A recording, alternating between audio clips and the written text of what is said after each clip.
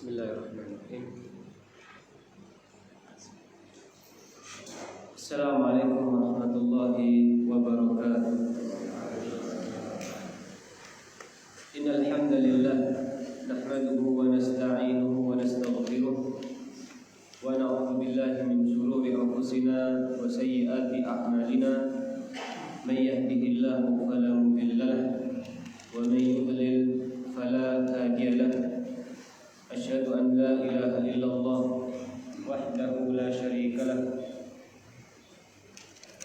wa asyhadu anna Muhammadan abduhu wa rasuluh arsalahu Allah bil huda wa dinil haq liyudhhirahu 'ala ad-din kullih walau karihal kafirun. Qala Allah ta'ala fi kitabihil karim, ya ayyuhalladzina amanu taqullaha wa qulu qawlan sadida yuslih lakum a'malakum wa yaghfir lakum dhunubakum wa may yuti'illaha wa rasulahu faqad faza fawzan 'azima. Amma ba'd, fa inna asdaqal hadithi kitabullah wa khairal hadi hadi Muhammadin sallallahu alaihi wasallam wa syarral umuri muhdatsatuha fa inna kulla muhdatsatin bid'ah wa kulla bid'atin dalalah.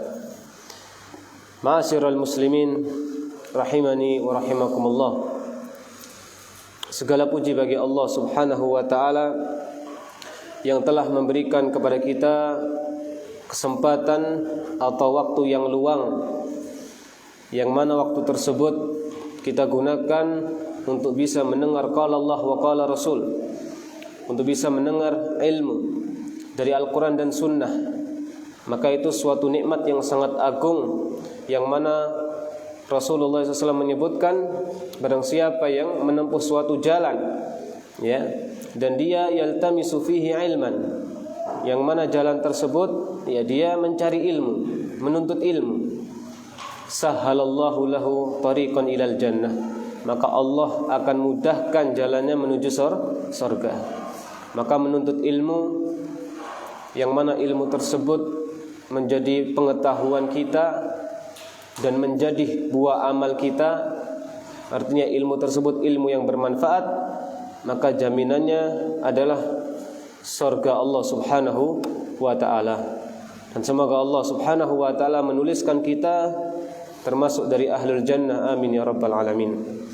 Salawat serta salam senantiasa kita junjungkan kepada Nabi kita Muhammadin sallallahu alaihi wasallam, baik para keluarganya dan juga para sahabatnya dan siapapun yang mengikuti beliau dengan baik dan benar hingga hari kiamat kelak. Ma'asyiral muslimin rahimani wa rahimakumullah. Pada pertemuan sebelumnya kita telah selesai membahas pembatal Islam yang ke-9, ya, dan sudah kita sebutkan ijma' para ulama, ya, bahwasanya tidak ada orang-orang yang khusus, ya, semulia apapun dia, walaupun dia sudah sampai derajat ihsan, ya, walaupun dia sudah sampai derajat ihsan, walaupun dia sudah sampai derajat seorang wali, maka tidak boleh dia keluar dari syariat Nabi Muhammad sallallahu alaihi wasallam. Yang membenarkan hal tersebut, ya, atau mengakui, maka ini termasuk salah satu pembatal dari pembatal-pembatal keislaman. Sekarang kita akan masuk di dalam Al-Faslul Ashir, yaitu pasal yang ke-9, ke-10, pembatal Islam yang ke-10. Dan pembatal Islam yang ke-10 ini adalah pasal terakhir yang disebutkan oleh Syekh Muhammad bin Abdul Wahhab rahimahullahu ta'ala, ya, pasal yang terakhir yang disebutkan oleh Syekh Muhammad bin Abdul Wahhab rahimahullahu ta'ala. Ma'asyiral muslimin rahimani wa rahimakumullah, ya. Maka pasal tersebut menyebutkan, yaitu di antara pembatal keislaman adalah berpaling dari agama Allah Subhanahu wa ta'ala, ya. Kemudian di sini, ya, muallif, ya, doktor, ya, salah satu pengajar Universitas Madinah, Dr. Hasan bin Ali ibn Husain, ya, Al-Awaji atau Awaji, beliau menyebutkan ya, apa yang dimaksud dari ya berpaling dari agama Allah. Ya. Bagaimana kriteria ya orang yang berpaling dari agama Allah dan itu sebagai pembatal keislaman. Beliau mengatakan di sini ya, yang dimaksud dari berpaling dari agama Allah adalah ya, siapa saja yang tidak memiliki keinginan untuk mempelajarinya. Siapa saja yang tidak memiliki keinginan untuk mempelajari Islam. Ya. Ini yang dimaksud apa? Yang berpaling dari agama Allah. Dan ini yang dikatakan Syekh Muhammad bin Abdul Wahab sebagai pembatal keislaman. Dia tahu tentang Islam, mendengar tentang Islam, tapi dia berpaling karena apa? Karena memang tidak ingin ya, mempelajarinya, tidak ingin tahu. Tidak ingin tahu. Nah, ketika hal ini dilakukan oleh seseorang, ya, dan ini adalah secara dasar, ya, aslul kufur, ya, kekufuran yang murni, dan itu ketika dilakukan oleh seorang Muslim, maka dia bisa terjatuh di dalam pembatal keislaman. Ya, jadi dia berpaling bukan karena dia malas. Bukan karena dia tidak memiliki kemampuan untuk belajar, bukan. Ini enggak masuk dalam pembatal Islam. Tapi yang masuk dalam pembatal Islam, ya, siapa saja yang tidak ya memiliki keinginan untuk mempelajari Islam. Ini yang masuk dalam pembatal Islam. Baik, kemudian beliau di sini membagi. Ya, jadi tidak semua bentuk ya berpaling dari agama Islam langsung distempel dengan murtad, kufur akbar, tidak. Ya, harus detail. Akan tapi yang bentuk pertama tadi, ya, maka di sini beliau menyebutkan ya, ketika seseorang ya dia tidak mau mempelajarinya bukan karena malas, bukan karena tidak memiliki kemampuan, tapi memang tidak ingin, wa hadza yakfur, maka ini bentuk kufur akbar, li'annahu la yuridud dina, karena dia tidak menginginkan agama.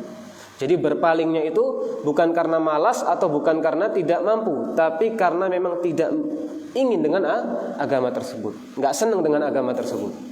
Ya, baik. Kemudian beliau mengatakan wal mu'ridun aniddin wa ta'allumihi, ya. Orang yang berpaling dari agama dan mempelajari agama tersebut di sini dibagi menjadi beberapa bagian, kata beliau. Dibagi menjadi beberapa bagian. Al-jihatul ula, bagian yang pertama. Bagian yang pertama ini memiliki dua unsur. Bagian yang pertama ada dua unsur. Yang pertama adalah unsur ilmu, yang kedua adalah unsur tidak berilmu. Unsur ilmu, unsur jahil. Ini dua unsur. Ya, orang berpaling tapi ada unsur ilmu di situ. Dengan orang yang berpaling ada unsur jahil, bodoh. Ya, ini bagian yang pertama memiliki dua unsur. Yang pertama unsur al-alim, dia tahu tentang agama Islam. Dia tahu tentang kebenaran. Ya, kita bahas yang jihadul ilmi. Ya. Yang pertama dari sisi apa? Al-mu'rid, orang yang berpaling, akan tapi ma'al ilmi. Dia memiliki ilmu tentang kebenaran tersebut. Jadi ingkar tapi didasari dengan ilmu.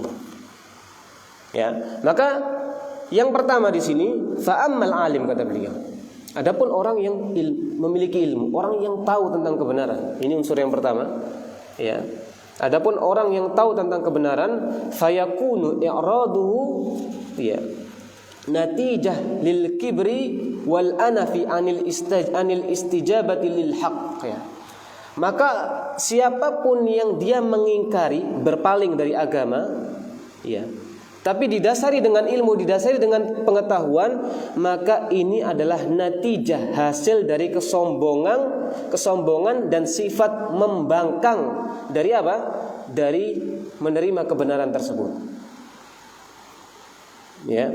Jadi yang pertama unsur mengingkari dibarengi dengan apa? Dengan ilmu tentang kebenaran tadi. Ya, dia berpaling tapi tahu ya tentang kebenaran tersebut.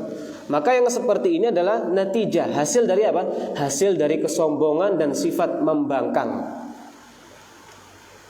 Ya, maka yang seperti ini fahada, yang mana orang berpaling karena memang murni sikap apa tadi? Membangkang dan sikap sombong. Ya, yang mana Rasulullah menyebutkan di dalam hadis yang sahih, la yadkhulul jannata man kana fi qalbihi mithqalu dzarratin min kibrin. Orang enggak akan masuk surga yang di hatinya ada sekecil biji sawi dari rasa sombong. Sekecil biji sawi saja ada rasa sombong di hati seseorang, itu salah satu menjadi sebab negatif orang tidak masuk surga. Sahabat bertanya, bagaimana kalau ada orang pakai baju bagus, pakai kendaraan mewah, ya pakai sandal bagus? Rasulullah menjawab, innallaha jamil yuhibbul jamal. Itu enggak masalah, itu keindahan. Bukan itu yang dimaksud. Tapi Rasulullah menyebutkan al-kibru batarul haq. Hakikat sombong adalah menolak kebenaran. Wa ghamtun nas, dan meremehkan manusia. Ini yang dimaksud sombong. Inilah hakikat kesombongan. Ya. Maka sombong yang sifatnya seperti ini, maka keadaan seperti ini yuhkam alaihi bil kufri. Dia dihukumi dengan kufur akbar. Kufur yang menjadikan murtad, menjadikan orang murtad. Kufur yang bisa menjadikan pembatal Islam. Artinya kalau sampai hal ini dilakukan oleh seorang yang mengaku muslim, dia menjadi salah satu sebab pembatal keislaman. Ya. Dan ini bukan mustahil, Zaman sahabat saja, ya. Jadi kita ini jangan merasa ya enggak mungkin orang Islam murtad. Kata siapa? Jangankan zaman sekarang, zaman sahabat saja. Ya, kita tidak berbicara sahabat yang masyhurin, yang sudah masyhur di telinga kita, tidak. Karena sahabat itu ada dua penggunaan, kata para ulama. Penggunaan yang pertama adalah sahabat yang sudah masyhur di telinga kita, yang mereka mendampingi sampai akhir hayat Nabi. Ini enggak ada mereka yang murtad. Ini sahabat yang fudola. Ya. Tapi ada isti'mal, penggunaan para sahabat secara umum, yaitu siapapun yang semasa dengan Nabi, ya, dan dia bertemu dengan Nabi walaupun sekali, dan dia melihat Nabi walaupun sekali, itu sudah masuk dalam kategori siapa? Sahabat. Nah, yang dalam kategori ini, ini ada sahabat yang berpotensi apa? Keluar dari Islam, murtad. Ya. Jadi jangan disalahpahami kita mencela sahabat, bukan. Tapi memang pembahasannya seperti itu. Ya, kalau sahabat yang masyhurin yang benar-benar mendampingi sampai akhir hayat Nabi, enggak ada yang murtad. Yang sudah masyhur di telinga kita enggak ada. Tapi secara umum yang dalam kategori tadi, yang pernah bertemu Nabi sekali, yang pernah melihat Nabi, yang semasa dengan Nabi, ini ada di kalangan mereka yang murtad. Ya, sampai pada zaman Abu Bakar, ya, ketika beliau memegang kekuasaan, terkenal dengan apa? Salah satu peristiwa qitalul murtadin, berperang dengan orang-orang yang murtad. Karena pada zaman Rasulullah itu ada orang-orang yang beriman tapi imannya lemah, ada. Makanya dalam surat Al-Hujurat itu ketika Allah menceritakan tentang orang-orang Arab Badui yang dia datang kepada Nabi dan mengatakan qalatil a'rabu amanna. Ada orang Arab Badui yang dia datang kepada Nabi tiba-tiba mengatakan qalatil a'rab, wahai Rasul, kami ini orang yang beriman secara sempurna. Kami ini sama dengan para sahabatmu yang lain yang mendampingi Nabi setiap hari. Maka di sini Allah menjawab apa? Memerintahkan Nabi untuk menjawab apa? Qul lam tu'minu, kalian belum beriman. Walakin qulu aslamna, tapi kalian cukup mengatakan aku Islam. Karena mereka baru tunduk, ya, tapi belum sampai derajat iman. Nah, ini kata salah satu tafsir dari Ibnu Abbas, ini adalah orang-orang yang muslimun, yang dhaiful iman, yang imannya lemah. Nah, jadi pada zaman Nabi itu sudah ada orang-orang yang imannya lemah. Ya. Nah, secara umum tadi sahabat secara umum, ya, siapapun yang bertemu dengan Nabi walaupun sekali, yang ya semasa dengan Nabi, nah ini yang ya bisa di kalangan mereka ada yang murtad, ya. Tapi yang masyhurin yang sudah ma'ruf di telinga kita sampai akhir hayat tidak ada yang murtad. Mereka fudola semua. Itu yang disebut sebaik-baik generasi. Jadi nggak mustahil kalau orang umat akhir zaman ada yang murtad. Ya, terkadang kita merasa suci, nggak mungkin kok sholat kok murtad, nggak mungkin. Ya. Nah, hati-hati, makanya pentingnya kita mempelajari pembatal keislaman. Ya. Maka ketika seseorang yang berpaling dari agama Allah dan dia memiliki ilmu tentang kebenaran tersebut, ya, tapi dia berpaling karena nilai dari kesombongan dan sifat membangkang, maka ini dihukumi dengan kufur akbar selama tahaqqaqat fihi syurut wa intafat al-mawani, selama syarat-syaratnya terpenuhi dan penghalang-penghalang kekafiran itu hilang. Ya, jadi mengkafirkan itu, ya, memvonis orang dengan kafir itu ada syarat-syaratnya. Yang pertama harus harus orang tersebut memiliki ilmu dulu. Kalau orang jahil nggak boleh dikafirkan, tapi diajari. Ya, tapi kalau orang yang berilmu, ini salah satu syarat, ya, yang mana boleh seorang itu dikafirkan. Ya, tapi tidak sampai di sini, harus ada keterangan lanjut. Ada syubhat atau tidak? Jadi dia mengingkari itu motifnya apa? Oh, motifnya syubhat. Nah, ini nggak boleh, kata orang, nggak boleh dikafirkan. Ya, tapi orang-orang yang benar-benar tahu tentang kebenaran, jelas, bagaikan cahaya, tiba-tiba mengingkari, ya, ini bisa kufur. Contoh di dalam unsur yang pertama tadi, mengingkari bersamaan dengan dia berilmu. Nah, contoh ini kita contohkan dengan misalnya kekufuran iblis. Ya. Jadi kita sedikit singgung kisah iblis. Jadi iblis ini ketika, ya, Allah bertanya kepada mereka di dalam surat Al-A'raf, ya, ayat nomor 12, Allah mengatakan qala ma mana'aka alla tasjuda idz amartuk. Jadi ketika Allah menciptakan Nabiullah Adam, Allah memerintahkan semua untuk bersujud. Ya, sebagaimana di dalam surat Al-Baqarah Allah mengatakan wa idz qulna lil malaikati isjudu li adama fasajadu. Ketika Allah menciptakan Nabi Adam, kami katakan kepada semua malaikat untuk sujud. Semua malaikat sujud. Fasajadu illa iblis, kecuali iblis. Maka Allah bertanya dalam surat Al-A'raf, qala ma mana'aka alla tasjuda idz amartu. Kenapa engkau tidak mau sujud padahal aku yang memerintahkan? Jadi iblis ini tahu sujud itu yang memerintahkan bukan malaikat tapi murni Allah. Jelas, nyata. Iya, mereka benar-benar tahu. Tapi berhujah dengan apa? Ana khairun minhu. Kata iblis, oh enggak bisa wahai Allah. Pak, Tuhannya diajak nyang-nyangan, bayang. Iya, Tuhannya ditentang. Iya, instruksi Tuhan tidak dilakukan dengan sebab apa? Saya ini lebih baik daripada Adam. Adam diciptakan dari tanah, aku diciptakan dari api. Kenapa aku yang disuruh sujud kepada Nabi Adam? Seharusnya Adam yang sujud kepadaku. Ana khairun, aku lebih baik. Ya, artinya mengingkari dengan terang-terangan, tahu Allah yang memerintahkan. Maka dalam surat Al-Baqarah wa idz qulna lil malaikati isjudu li adama fasajadu illa iblis, kecuali iblis aba wastakbara. Jadi iblis tidak mau sujud, kenapa? Karena sombong dan ingkar. Wa kana minal kafirin, dan dia termasuk golongan orang-orang kafir. Nah, kalau kita lihat keterangan dari para ulama, iblis ini dulu sahibnya sama malaikat di surga. Sahibnya sama malaikat. Berteman baik dengan malaikat. Tapi karena melanggar instruksi Allah untuk sujud kepada Nabi Adam dan benar-benar membangkang di atas perintah Allah dan menyatakan dia lebih baik daripada Adam, maka detik itulah Allah mengatakan wa kana minal kafirin, kamu orang-orang yang kafir. Maka setelah itu diusir dari surga. Innaka minas saghirin, kalian adalah bangsa-bangsa yang rendah, kata Allah. Ya, diusir dari surga. Nah, ini salah satu contoh ingkar, berpaling dari perintah Allah didasari dengan apa? Didasari dengan ilmu, didasari dengan pengetahuan.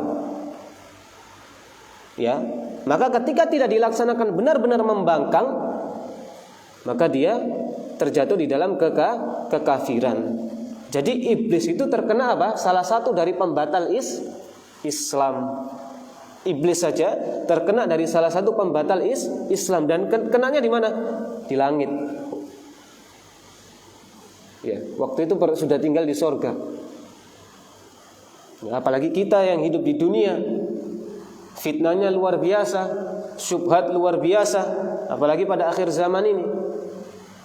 Ya, banyak orang-orang yang menyerukan kebatilan. Ya, orang yang jujur dianggap pendusta, orang yang pendusta dianggap jujur. Ya, maka sangat berpotensi orang yang imannya lemah bisa saja dia terjatuh kepada apa? Salah satu dari pembatal Islam. Apalagi ilmu agama ini sudah asing sekarang. Orang perhatian dengan ilmu agama sangat minim sekali. Ya, tapi kalau dalam ilmu dunia berlomba-lomba. Ya, berlomba-lomba. Ya. Baik. Ini unsur pertama. Ya. Nah, kita contohkan juga ya, kekufuran yang sifatnya dalam unsur pertama tadi, misalnya kekufuran ahlul kitab. Kekufuran ahlul kitab. Kenapa sih orang ahlul kitab itu dikatakan kafir? Nah, kita masuk ke dalam iman dulu. Jadi di dalam agama Islam, di dalam salah satu rukun iman, salah satunya apa? Beriman kepada semua para rasul. Tidak boleh tafriqul iman bainar rasul.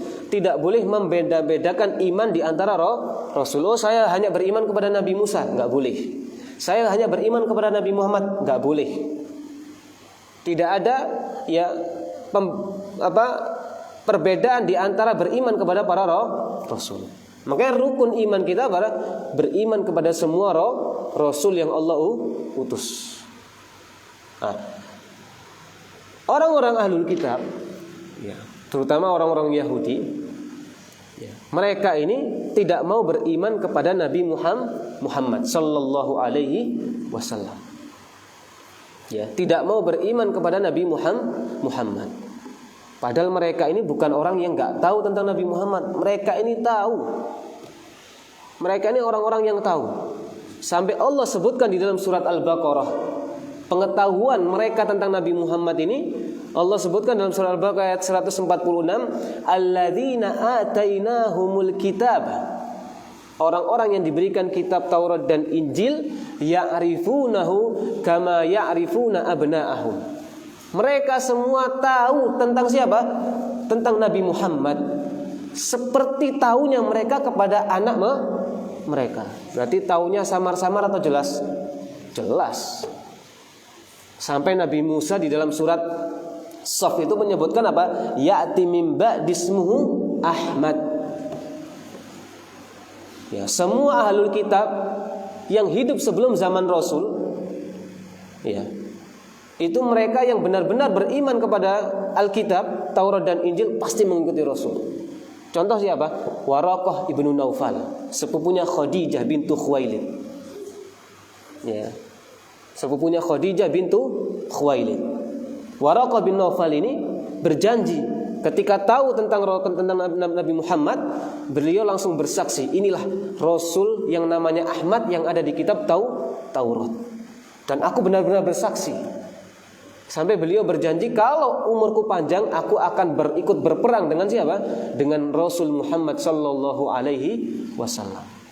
Waraqah bin Naufal ini orang-orang yang sangat taat dengan apa? Injil. Bahkan kerjaannya itu kata para ulama yaltamisul haq, selalu cari yang namanya kebenaran. Suhulnya itu apa? Belajar. Iya, datang kepada rahib-rahib. Makanya ketika tahu tentang Muhammad langsung mengatakan, aku bersaksi engkaulah Ahmad yang ada di Taurat, yang ada di Injil, yang ada di Injil. Ya.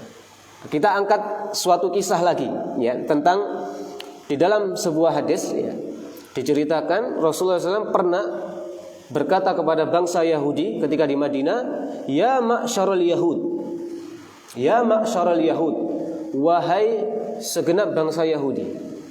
Rasulullah mengatakan, wailakum, celaka kalian, Ittaqullah, bertakwalah kalian kepada Allah. Fawallahi, maka demi Allah yang tiada sesembahan yang berhak disembah kecuali Allah Subhanahu wa taala, innakum la ta'lamuna anni rasulullahi haqqan. Kalian ini adalah bangsa yang benar-benar tahu kalau aku adalah siapa? Rasul yang benar, Rasul yang diutus. Seorang Rasul yang diutus. Wa anni ji'tukum bihaqqin, dan aku datang dengan risalah yang apa? Yang hak, yang benar. Maka Rasulullah mengatakan fa aslimu. Ya sudah, kalau kalian tahu tentang kebenaran aku ini diutus oleh Allah sebagai nabi terakhir, sebagai penutup para rasul, Islam kalian. Masuk Islam. Ya. Akhirnya orang Yahudi ini mengatakan apa? Qalu ma na'lamuhu. Ya, enggak, kami enggak tahu. Dia mengaku, kami enggak tahu engkau, wahai Muhammad. Rasulullah pintar. Rasulullah bukan orang bodoh. Ya. Karena dibimbing oleh Allah. Rasul mengatakan apa? Kalian kenal seorang yang bernama Abdullah ibnu Salam? Ya, Abdullah ibnu Salam.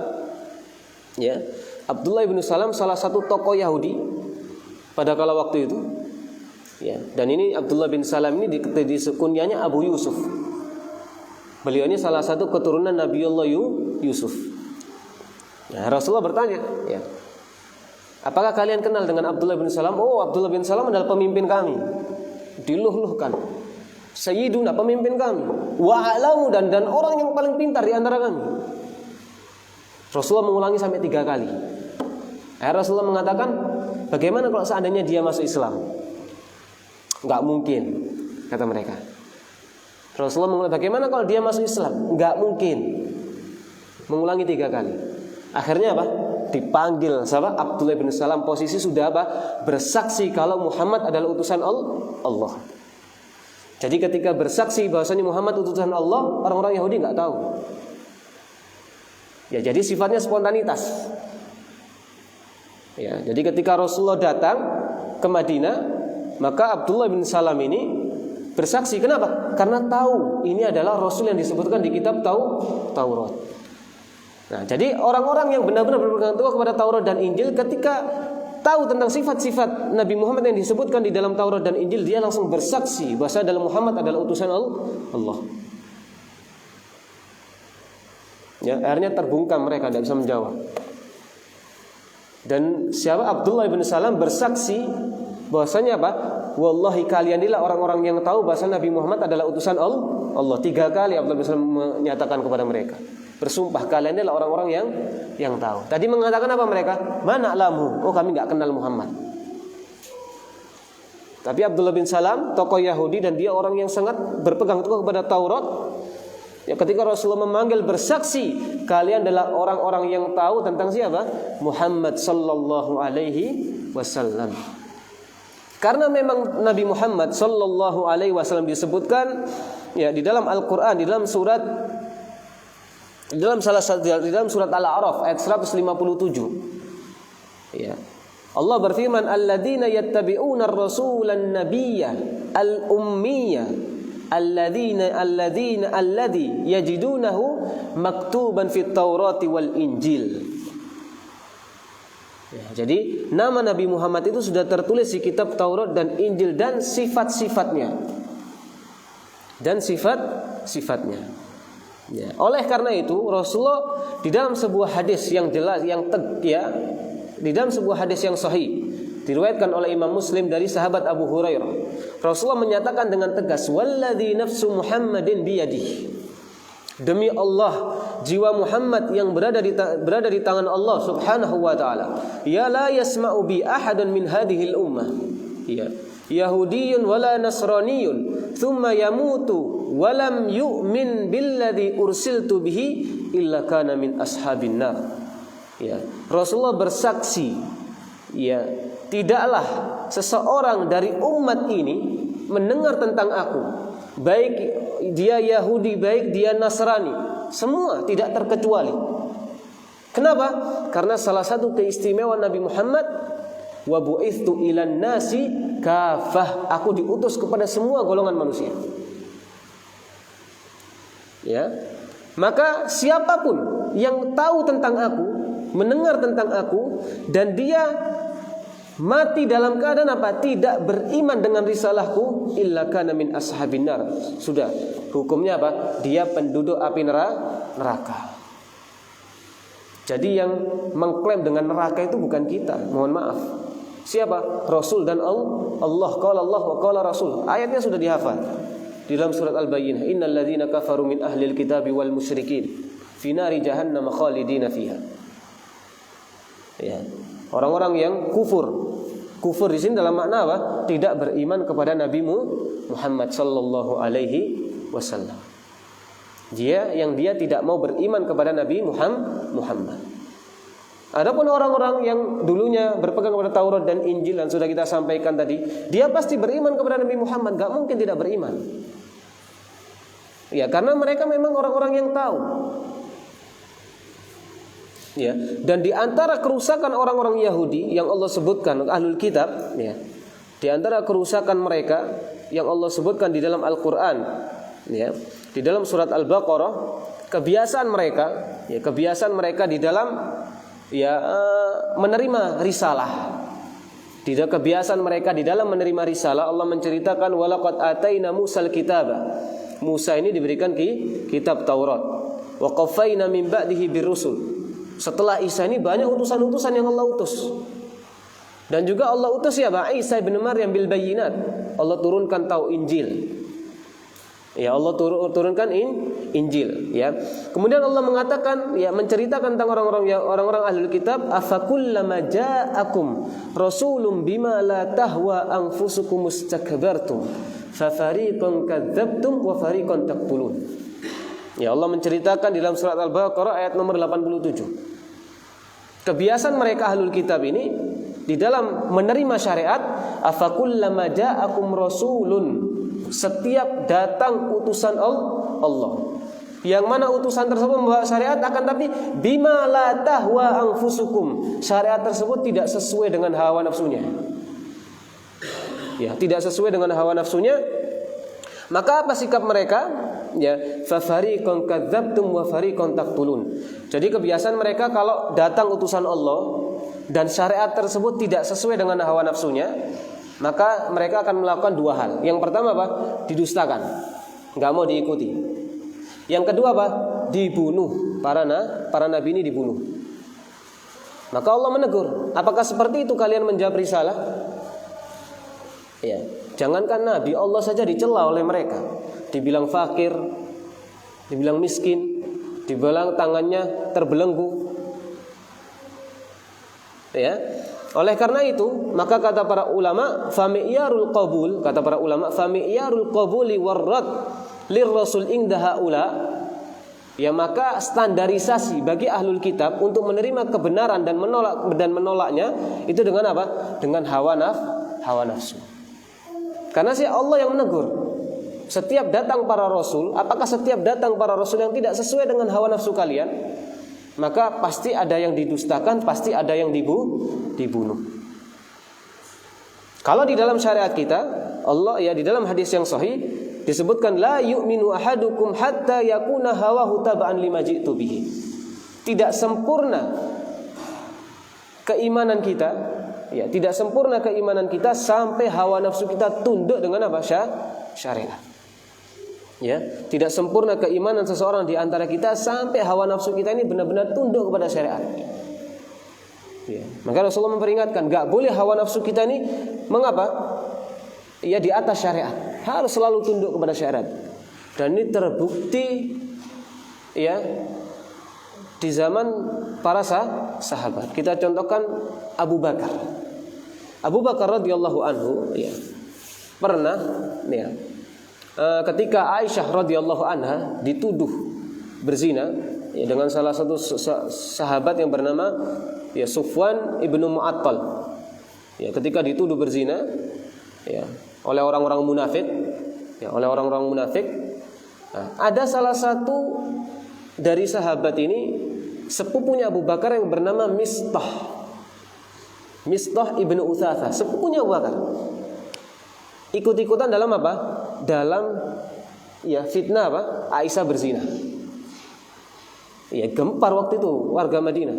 Sampai Abu Bakar dan Rasulullah bingung. Ya, Rasulullah dan Abu Bakar yakin nggak mungkin Aisyah melakukan, cuman bingung. Ya, apa yang mau dilakukan apa? Ya, sampai turun salah satu ayat di dalam surat Nur tentang bahwasanya Aisyah tidak melakukan perbuatan yang keji tersebut. Ya Allah yang membela.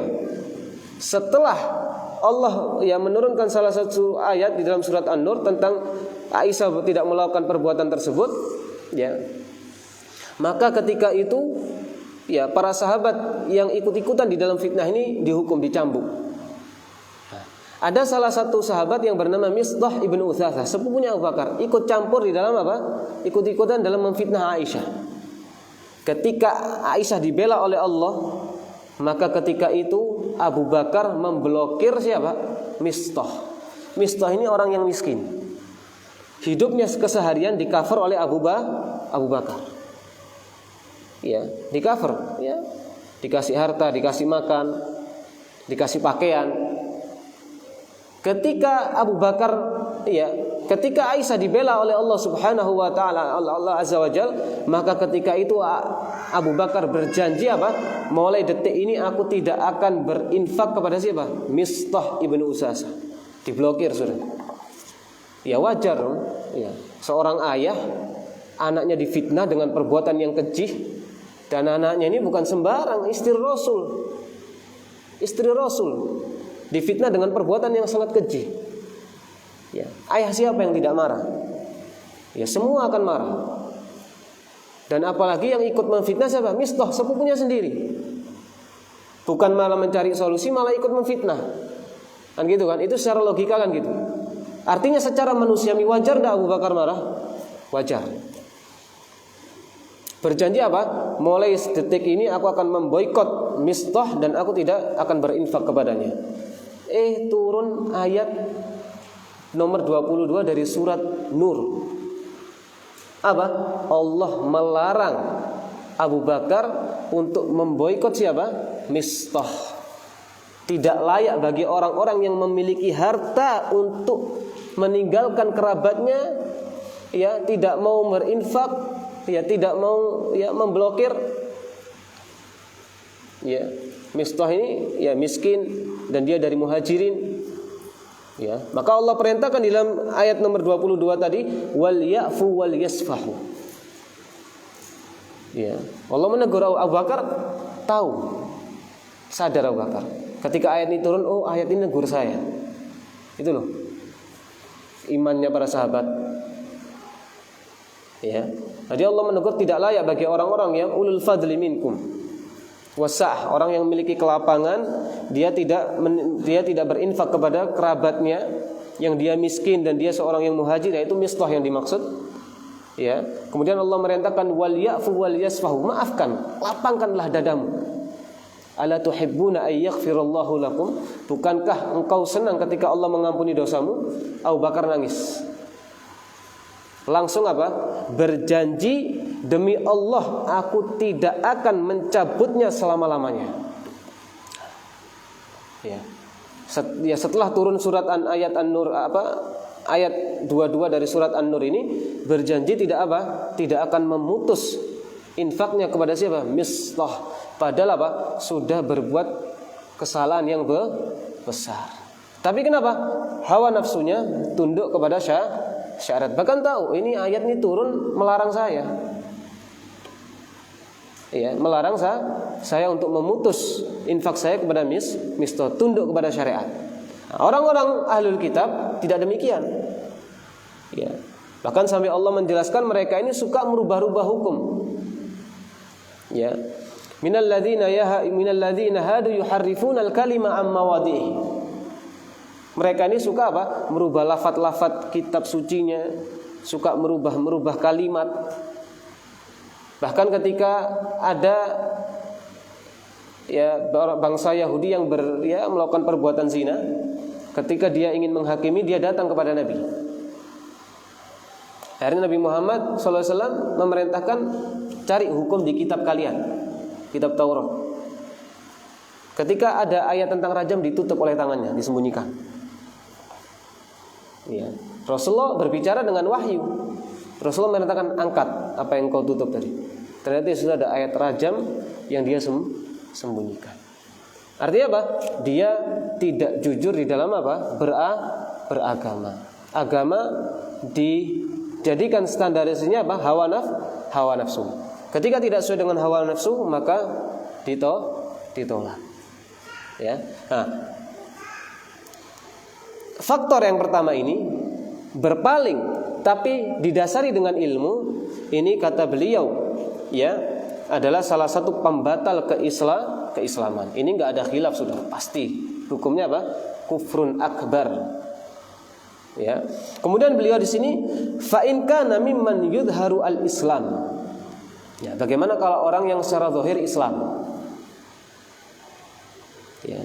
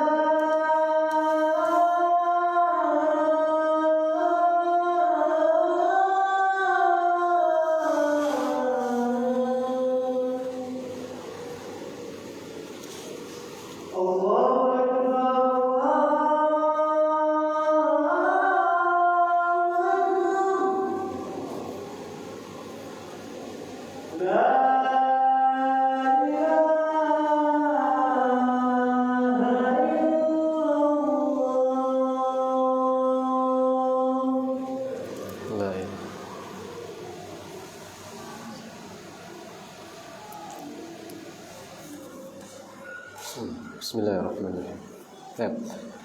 Kita ulangi ya. Jadi faktor yang utama yaitu pengingkaran tersebut didasari di atas ilmu. Ya, maka ini salah satu pembatal dari pembatal Islam. Baik, sekarang kata beliau, bagaimana kalau hal ini terjadi dengan orang Islam?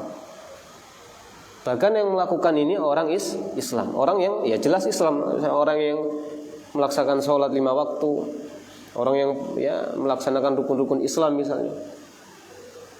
Hal ini terjadi di dalam orang-orang kepada sebagian orang yang mengaku Islam misalnya. Nah, ini kata beliau, ya. Maka fa innan nususul warida fil i'rad an dzikrillah Nah, jadi caranya, langkah pertama dulu, kalau ini terjadi di kalangan kaum muslimin, maka nas-nas yang berkaitan dengan apa? Berpaling dari agama Allah, ini kata beliau disampaikan dengan cara apa? Al-wa'id awalan. Nah, kita sampaikan secara ancaman dulu, nggak boleh langsung memvonis. Langsung divonis anta fulan kafir, nggak boleh. Ya, meskipun itu ya, kalau kita lihat bagaimana iblis, bagaimana ahlul kitab, ya itu adalah salah satu bentuk kekafiran, karena jelas tidak mau beriman kepada Nabi Muhammad sallallahu alaihi wasallam. Tapi bagaimana hal ini terjadi di kalangan umat Islam? Ya sudah, kita apa? Kita ingatkan dulu secara apa? Secara wa'id, ancaman. Jangan langsung mengkafirkan. Nah, ini langkah pertama. Kemudian tsumma yunzar fi sya'nihi, ya, baru kita lihat kepada orangnya. Apa sih dia motif berpaling dari apa? Dari agama ini? Apa alasannya dia berpaling dari agama ini? Ya. Secara perbuatan diancam, gitu kan? Ya. Kita harus menyampaikan dengan sistem ancaman dulu. Ini terancam dengan apa? Pembatal keislaman, terancam dengan sifat murtad. Orangnya yungdor fi sya'nihi. Kita lihat dulu orangnya, kita koreksi orangnya. Ya. Fa in kana yudmar al-kufr wa yudhar Islam. Nah, kalau memang orang ini memang orang-orang yang ya menampakkan keislaman, menyembunyikan kekufuran dan menampakkan keislaman, istilahnya orang munafik, fa innahu kafir indallah, maka kita harus yakin di sisi Allah dia kafir. Ya, di sisi Allah dia kafir. Kalau memang orang ini setelah yungdar fi sya'nihi, otomatis yungdar fi sya'ni ini bukan hanya sekedar pandangan kita. Harus apa? Kembali kepada para ulama. Ya, bukan orang-orang seperti kita yang masih ya ilmunya ya masih rendah, apalagi masih muda, cenderung apa? Ya, cenderung lebih mengedepankan hawa nafsu. Jangan, kita harus kembalikan kepada ulama-ulama yang sudah senior, ulama-ulama yang sudah ya lebih senior daripada kita secara ilmu dan pengalaman. Ya, jadi harus istilahnya harus dirapatkan, nggak boleh kita sembarang mengucapkan. Ya, harus kita kembalikan kepada para ulama. Nah, kalau memang setelah dilihat, ditinjau, ya ditinjau ini bukan hanya peninjauan kita, tapi dari bimbingan para ulama tentang fulan ini seperti ini, ulama pasti menimbang bukan hanya secara zahir. Menimbang misalnya, coba kita lihat buku-bukunya, coba kita koreksi perkataan-perkataannya, kita coba koreksi sepak terjangnya bagaimana, kita cek historinya. Ya, setelah ditimbang dengan syariat dan semua data-data ya dikoreksi oleh ulama, kalau ternyata memang orang ini secara ya dinilai oleh para ulama ini memang perbuatan orang-orang munafik yang menyembunyikan kekufuran dan menampakkan keimanan. Nah, yang seperti ini kita harus yakin di sisi Allah bahwa dia kafir. Ya, hal ini harus dilakukan di atas ilmu loh ya. Sudah kita sebutkan harus melalui peninjauan para ulama. Ya. Bukan hanya sekedar ya peninjauan dari kita sendiri, enggak. Ya. Kemudian wa in hakama lahun nas, walaupun manusia menilai secara zahir dia Islam. Ya. Nah, kayak orang-orang munafik di zaman Nabi itu di secara zahir dinilai Islam. Orang-orang munafik di zaman Nabi secara zahir dinilai apa? Islam. Karena apa? Mereka menampakkan amal-amal keislaman, salat, perang, bahkan infak mereka. Tapi mereka secara tinjauan wahyu yang itu disampaikan oleh Nabi, ya, dan Nabi tahu, asmaul munafikin tahu. Ya, sesuai data dari Allah, wahyu dari Allah, ya maka mereka harus diyakini apa? Orang munafik ini meskipun menampakkan Islam, tapi secara batin dia kafir indallah. Ya, taib. Wa in kana indahu aslul imana, kalau memang orang ini masih memiliki kadar iman. Kalau yang sebelumnya itu tidak memiliki kadar iman, memang sifatnya sifat orang munafik, menyembunyikan kekufuran dan menampakkan Islam. Nah, ini kita harus yakin di sisi Allah dia adalah orang-orang kafir. Ya. Dia terancam dengan neraka. Akan tapi wa in kana indahu aslul iman, kalau dia masih memiliki kadar iman ma'al i'radi isyanan wa taqdiman li syahawatihi wa raghabatihi, kalau dia berpaling itu motifnya atau alasannya karena memang dia mengedepankan hawa nafsunya, ini adalah berbicara pelaku dosa besar. Pelaku dosa besar itu kalau bermaksiat mereka tidak mengingkari. Misalnya orang yang suka minum khamr, dia tidak menghalalkan khamr, cuman dia mengedepankan hawa nafsu. Ketika diingatkan jangan minum khamr, berpaling. Tapi berpalingnya bukan ingkar kepada hukum, mengedepankan hawa nafsu. Yang seperti ini ya, fa innahu yu'amalu ala qadri ma indahu min sya'abil Islam. Nah, ini harus kita muamalannya ya masih di dalam kategori apa? Dia sebagai umat Islam. Sesuai dengan kadar Islam dan imannya. Ya, sesuai dengan kadar Islam dan imannya. Nah, ini unsur yang pertama. Ya, jadi sekali lagi terakhir ya, sudah kita jelaskan ya, berpaling dari agama Allah, yang berpaling tersebut didasari dengan unsur ilmu. Ini salah satu bentuk pembatal keislaman, dan sudah kita contohkan berpalingnya iblis dari perintah Allah dan berpalingnya ahlul kitab dari apa? Dari beriman kepada Rasul Nabi Muhammad sallallahu alaihi wasallam.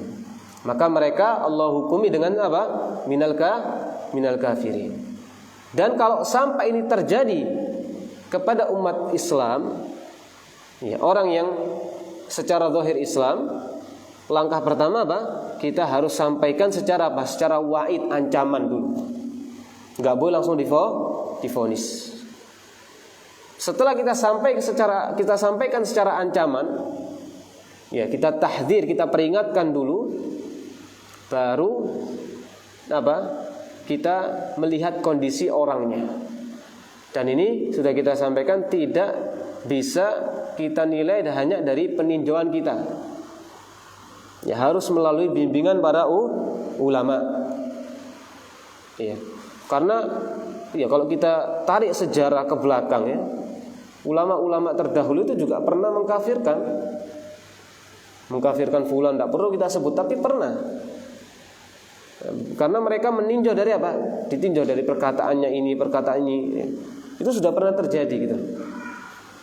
Tapi sekali lagi itu yang membahas bukan orang-orang seperti kita, ulama yang mereka memiliki apa?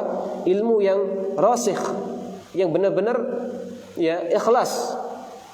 Iya, benar-benar orang-orang yang mursyid, yang membimbing kepada Allah, bukan orang-orang yang mengikuti hawa nafsu. Kalau seperti kita ini masih terkadang masih berbicara ya berhukum dengan apa? Masih terbawa dengan hawa nafsu. Tapi kalau ulama yang sudah senior secara ilmu, mapan secara ilmu dan secara pengalaman, maka ini benar-benar ulama yang rabbaniyun, yang membimbing kepada jalan Allah.